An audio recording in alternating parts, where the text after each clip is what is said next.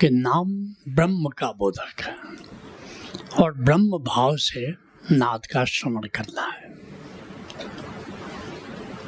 उसी तरह हम लोगों ने नाम उपनिषद के दूसरे दिन जाना कि नाम की महिमा क्या है, क्यों हम नाम से जुड़े हैं। जैसे गुरु की महिमा क्या है, क्यों हम गुरु से जुड़े हैं, कुछ तो प्रयोजन सिद्ध होना चाहिए। आज करीब करीब इसका उत्कर्ष, लेकिन आज सबसे महत्वपूर्ण है, क्योंकि आज जो हम करने जा रहे हैं उसके दूरगामी परिणाम है। आज हम इस बात पर चर्चा करेंगे कि नाद की साधना कैसे करोगे, नाद सिद्धि कैसे करोगे, क्योंकि गलतियां हो रही हैं।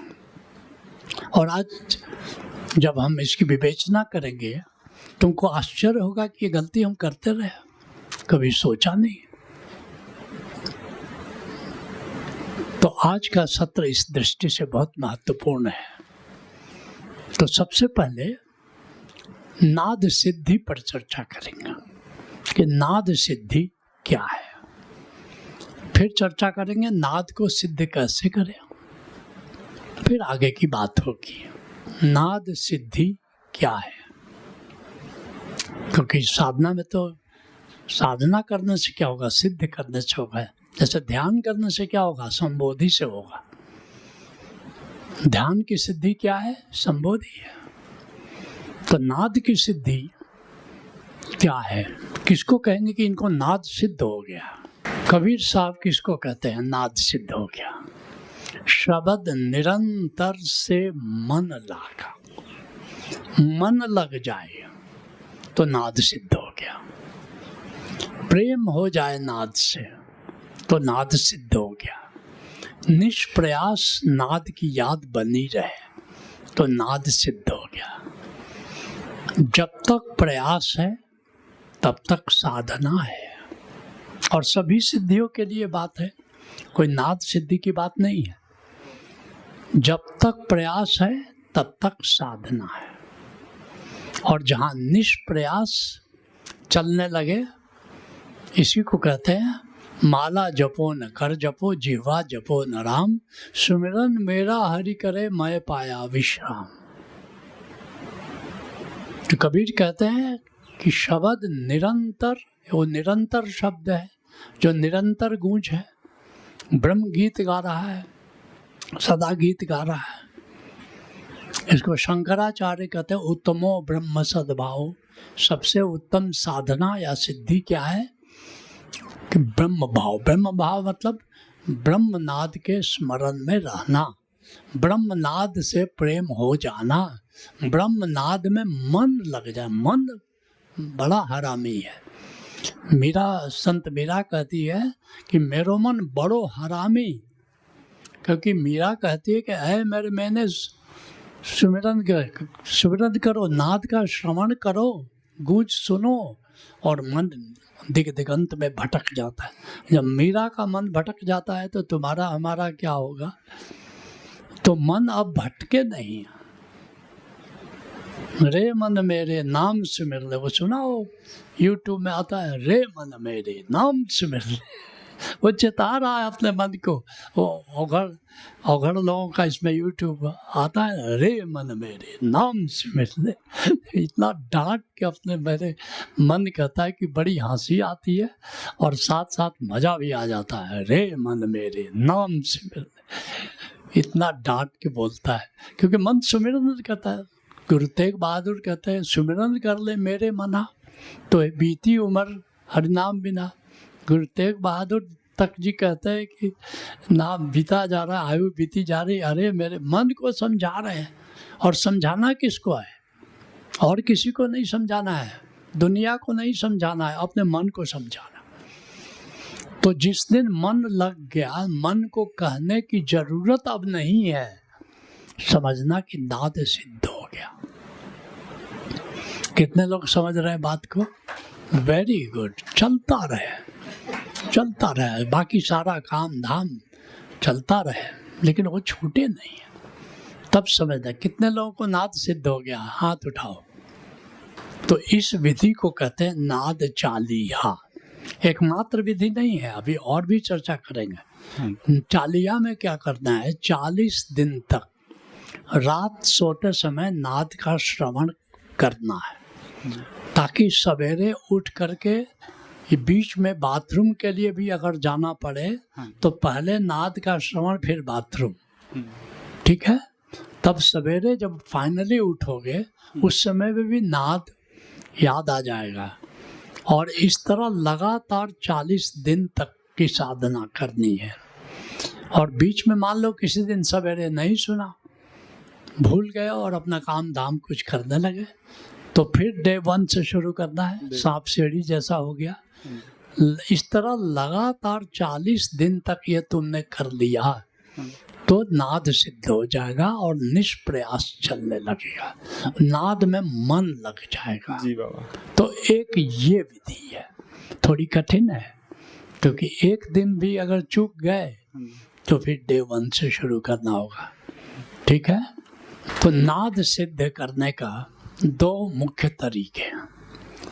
पहला तरीका जो अभी अभी हमने चर्चा की, चालिया करो, अर्थात रात सोते समय नाद का श्रवण, जब तक नींद नहीं आए तब तक नाद का श्रवण। किस नाद का श्रवण करना? ब्रह्मनाद का।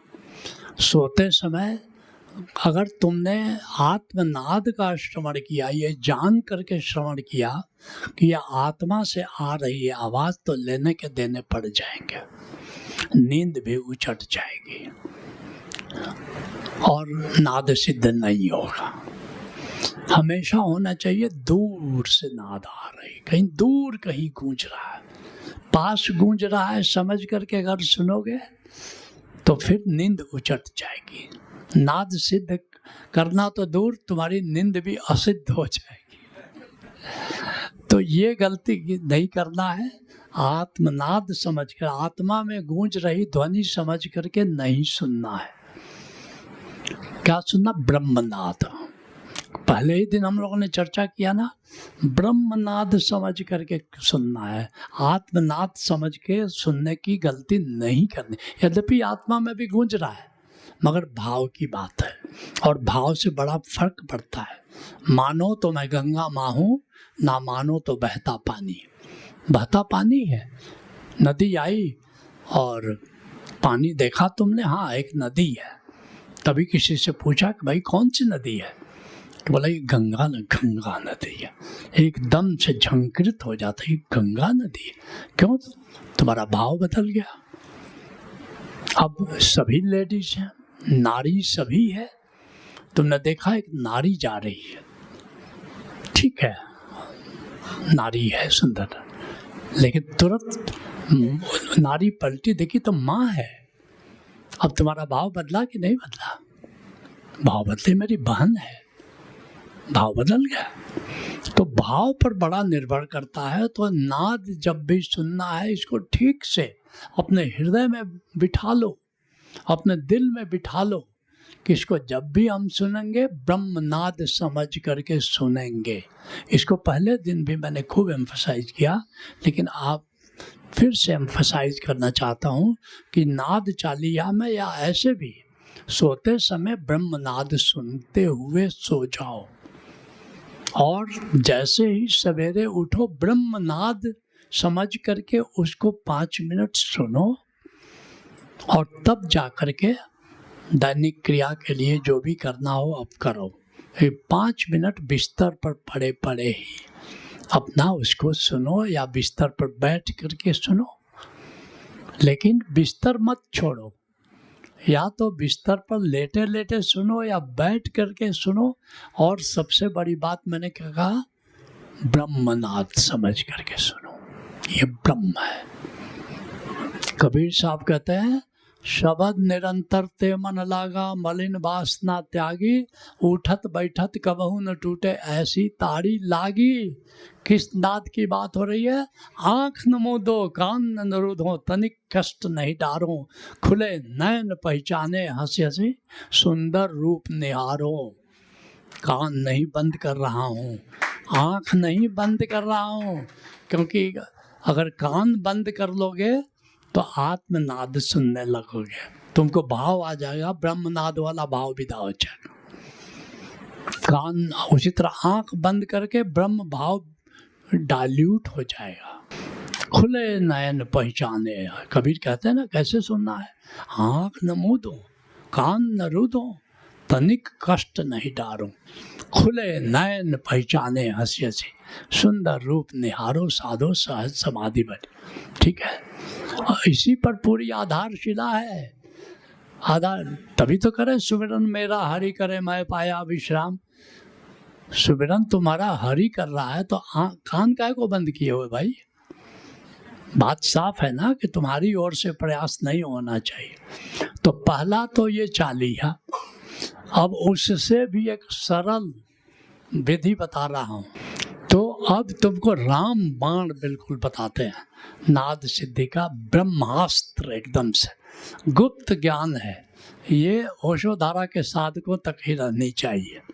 ठीक है, पक्का एकदम, बहुत सुंदर। ब्रह्मनाद का श्रवण करते हुए प्रकृति दर्शन करो। इसके लिए श्रेष्ठतम स्थान माधवपुर और मूर्थल है। इसीलिए 3 दिन अजपा योग कराया गया। अब अजपा योग में यही काम कराया जाता है। प्रकृति दर्शन, नदी बहती हुई नदी को देखो, उड़ते पंछियों को देखो, हरे हरे वृक्षों को देखो, और नाद श्रवण छूटे नहीं, ब्रह्मनाद का श्रवण चलता रहे। ये काम आसान है। अगर ये सिद्ध हो जाएगा तो नाद सिद्धि केवल नहीं होगा, ये सिद्ध होते ही तुम प्रकृति ही क्यों, फिर काम करते हुए भी ब्रह्मनाद सुनते रहोगे। लेकिन पहली बार काम करते समय मत ट्राई करो, प्रकृति के साथ सहज है, काम करते हुए इतना आसान नहीं है। तो हम प्रकृति को देखो, नदी के तट पर बैठ के नदी को देख रहे हैं, चल रहा। अभी वृक्षों को देख रहे हो, वृक्षों को प्यार से देखो, आनंद लो, मौज लो। कोई साधना प्रेम से की जाती है, कोई कसरत थोड़े है साधना। तो मौज लो, और मौज लो प्रकृति का, और ब्रह्मनाद का श्रवण करते हो। अगर ये इसकी साधना अगर तुमने 40 दिन कर लिया तो तुम सिद्ध हो जाओगे। आसान है या नहीं? और सोने जागने वाले में थोड़ा मुश्किल है, ये इसमें मुश्किल नहीं है, इसमें पागल होने का डर भी नहीं है। एकदम से इसको करो, ये सूत्रों का सूत्र है। वही कबीर साहब कह रहे हैं कि आँख न मूंदो कान न रूदो तनिक कष्ट नहीं डारो, खुले नयन पहचाने हंसी हंसी, सुंदर रूप निहारो साधो सहज समाधि बनी। ये काम करना है। ठीक है, तो दोनों में दोनों कर सकते हो, किसी एक को कर सकते हो, लेकिन मुझसे पूछो कि कौन करना नाद सिद्धि के लिए सहज है, तो मैं यही कहूँगा कि ब्रह्मनाद का श्रवण करता। ब्रह्मनाद, आत्मनाद नहीं, ब्रह्मनाद का श्रवण करते हुए प्रकृति का मजा लो, प्रकृति के होने का मजा लो। कितने लोग कर सकते हैं इसको, जरा कितना कॉन्फिडेंस है, कर सकते हैं। वाह, वेरी इंटेलिजेंट। हमारे लोग इंटेलिजेंट बहुत है। पुरानी है, छूटती नहीं, वासना इतनी जल्दी सिमटती नहीं जी। आदत जो है, जैसे आपकी आदत पड़ गई कि आंख बंद करने की जी, तो उस आदत को छोड़ना है जी। वह भी आदत, हर आदत जो है ना जी, उसको, जिसको कहते हैं कि आदतों से मुक्त होना ही असली मुक्ति है जी। प्रेम होना चाहिए, आदत नहीं जी, है ना। प्रेम ठीक है, आदत नहीं। तो आंख बंद करके नाद सुनना जो है आत्मनाद में ले जाता है, वो ले ही जाएगा। आप कितना भी भाव करें जी। भाई आग के किनारे बैठे और संकल्पना करें कि बड़ी ठंडक है तो ये नहीं करना। संकल्पना से बहुत कुछ हो सकता है, लेकिन विपरीत परिस्थिति में क्यों करना, विपरीत परिस्थिति में क्यों करना, राइट।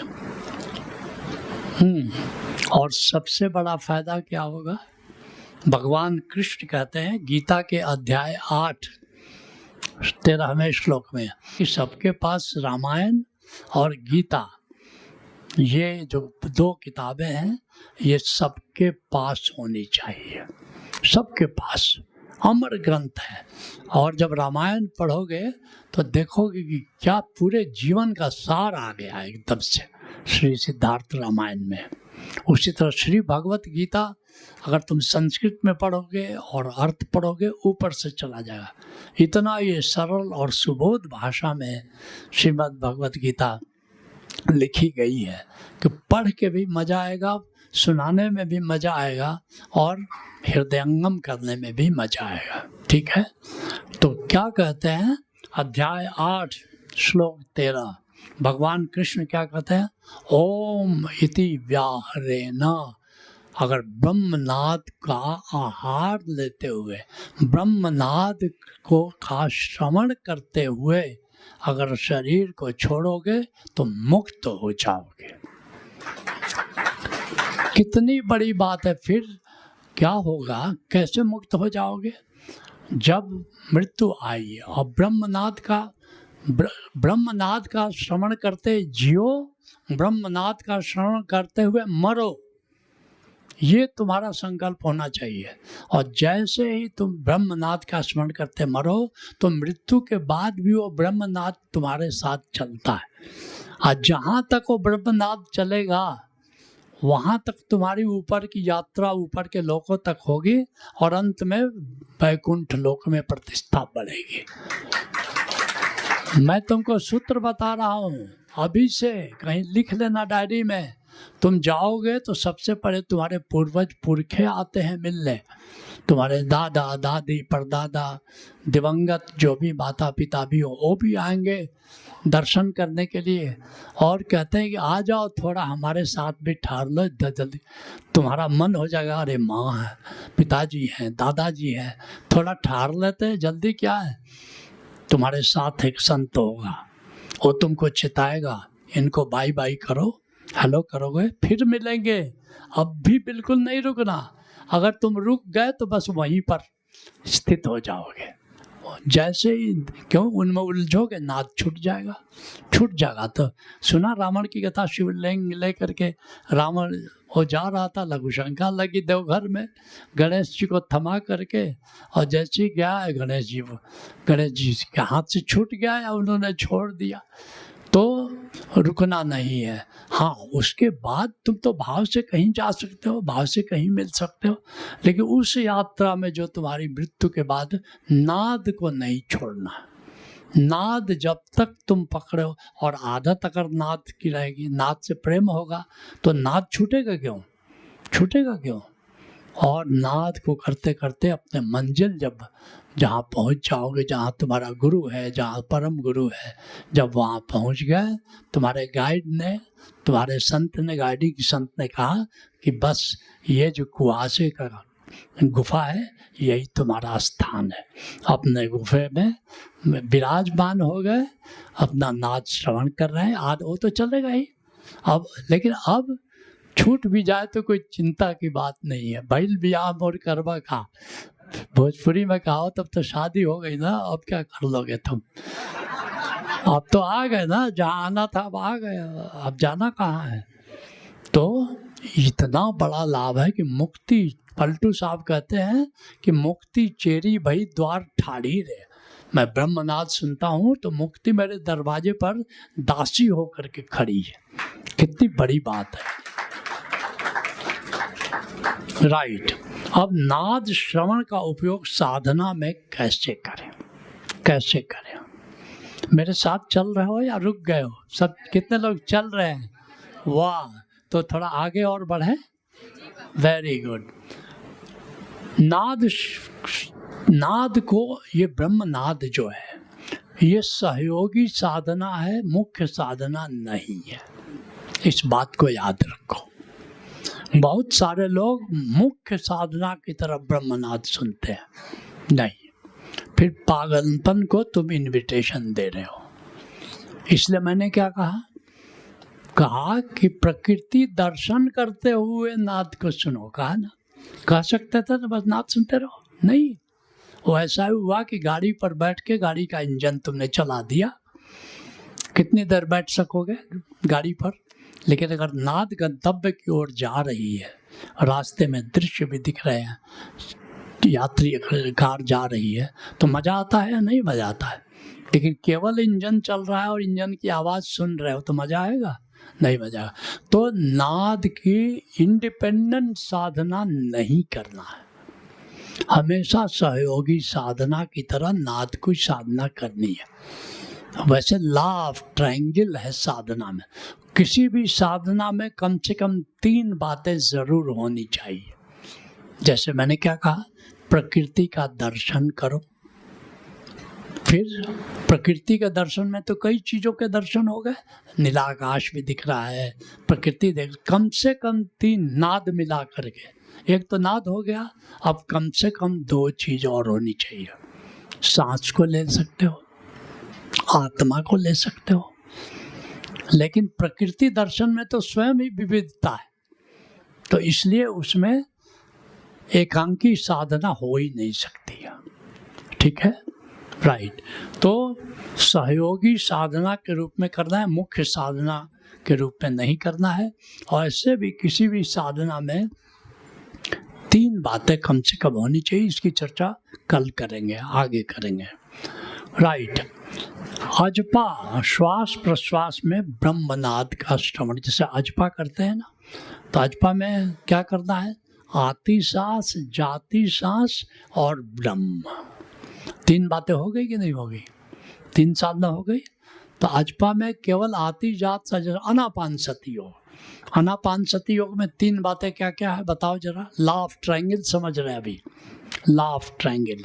अजपा योग में 3 बातें, आनापान सती योग में 3 एलिमेंट कौन कौन है जो हमारे ख्याल में रहता है, बताइए। आनापान सती योग में जी मैं कह रहा हूँ 3 बातें होती हैं, उसमें नाद श्रवण नहीं होता है जी।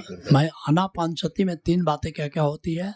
एक होती है आत्मा, आत्मा जी। एक होती है आती सांस, हाँ एक होती है जाती सांस। जी। तो 3 बातें हैं ना। हाँ जी, अगर 3 में से एक छोड़ दिया जाए तो गड़बड़ है। आनापान सती योग की साधना नहीं होगी। कुछ लोग आनापान सती योग में आती जाती सांस को देखते हैं, तो कितना तत्व रह गया? 2।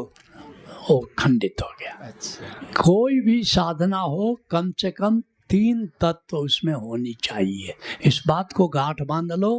कहीं अगर एक ही या 2 बातें रह गई है, मतलब कहीं तुमसे भूल चूक हो रही है। आचार्य से या गुरु से पूछो कि गुरुदेव मेरे को तो इस साधना में 2 ही बात हो रही है, तो इसका मतलब कहीं न कहीं कुछ छूट रहा है। 3 बातें हो गई ना, श्वास हो गया, प्रश्वास। ऐसे ही अजपा योग में क्या हुआ? अजपा योग में सांस चल रही है, ठीक है, और नाद का श्रवण हो रहा है, और वहाँ भी आत्मा हो रही है। अगर कह दो कि श्वास और प्रश्वास अलग अलग है तो 4 चीज़ हो गए, मिनिमम 3 हुआ या नहीं? मिनिमम 3 बातें होनी चाहिए। राइट।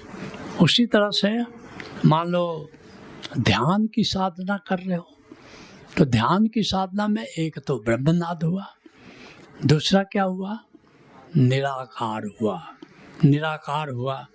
और क्या हो रहा है? ब्रह्म की साधना हो गया, निराकार हो गया, और तुमको ये ख्याल है कि हम निराकार के प्रति हम जागे हुए हैं, तो मैं हो गया, निराकार हो गया और ब्रह्मनाद हो गया। प्रति उसमें ध्यान में प्रति रहती है, प्रति रहती है। प्रेम से उसको निहारने वाला कौन है? ज्ञाता कौन है? ज्ञेय कौन है? और साथ में ब्रह्मनाद है, तो ध्यान घटित होता है। ध्याता है, ध्येय है, ब्रह्मनाद है। तो कोई भी साधना करो ब्रह्मनाद के साथ करो। फिर वैसे ही साक्षी है, तो साक्षी में क्या करना है? फिर नाद श्रवण, ब्रह्मनाद श्रवण याद रखना।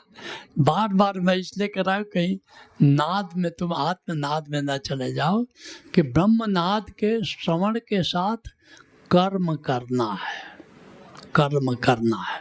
तो एक कर्ता है, एक कर्म है, और एक ब्रह्मनाद है, ठीक है। भोक्ता है, भोग है और ब्रह्मनाद है। उसी तरह से हठ योग, उसी तरह से भक्ति योग, सारे में कम से कम 3 होना चाहिए।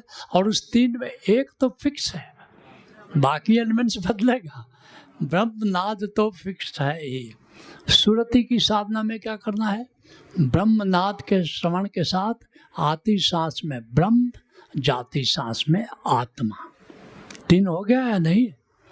आती सांस में किसकी याद करनी है? ब्रह्म की। जाती सांस में आत्मा की।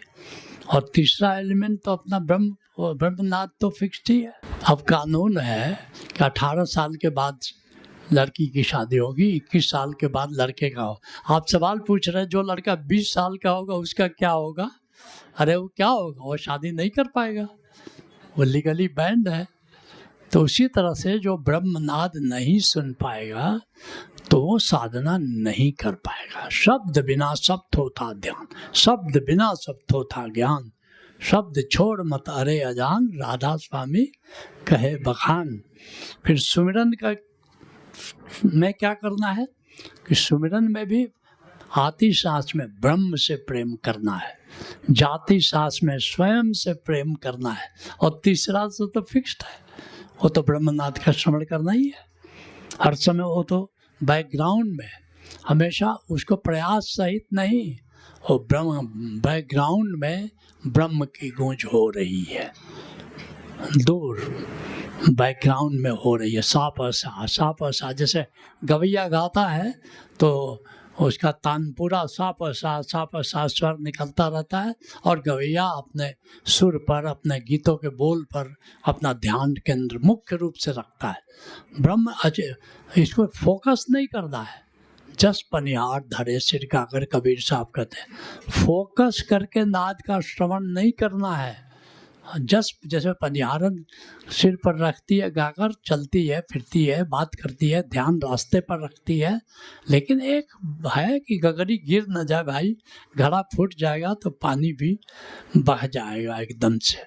तो सुमिरन तो ब्रह्मनाद के श्रवण में फोकस करने की गलती नहीं करनी है। जैसे प्रकृति दर्शन के साथ कर रहे हो तो फिर क्या कर रहे हैं? प्रकृति दर्शन पर focus, unfocused awareness of divine sound या कॉस्मिक साउंड करना है। ठीक है। गोरखनाथ कहते हैं नाद और बिंदु का संगम करो। गोरखनाथ ने और जोड़ा है ब्रह्मनाद तो करो, लेकिन अगर यहाँ पर का स्मरण करके अगर करोगे तो कुंडलनी सिद्ध हो जाती है, कुंडलनी सिद्ध हो जाती है। कितने लोग बात को समझ गए? हाथ उठाओ। वाह, how intelligent my people are.